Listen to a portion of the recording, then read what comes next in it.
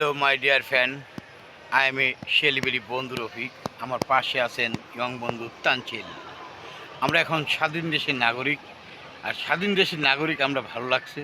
আপনাদের কেমন লাগছে জানি না। তানচিল বন্ধুর কাছ থেকে কয়েকটা কথা শুনবো স্বাধীন হিসেবে। বন্ধু বলো। মূলত কথা হচ্ছে যে আমাদের বাক স্বাধীনতা কেড়ে নেওয়া হয়েছিল। তো এখন আমরা মনে করি যে আমরা নির্ভয়ে প্রত্যেকটা কথা নিজের মুখ দিয়ে প্রকাশ করতে পারবো। আমাদের বাধা দেওয়ার মতো কেউ নাই। এটা আমার মনের ভাব প্রকাশ করলাম, কারণ আমি একটা কথা বলতে গেলে অনেক বাধার সম্মুখীন হতে হয়, কিন্তু এখন মনে করি এখন আর সম্মুখীন হতে হবে না। কি বলো বন্ধু? ইয়ং বন্ধু, তুমি আমার মনের কথাই বলেছ। আমরা এখন বর্তমানে স্বাধীন দেশে আছি। আমাদের দেশটা এখন স্বাধীন।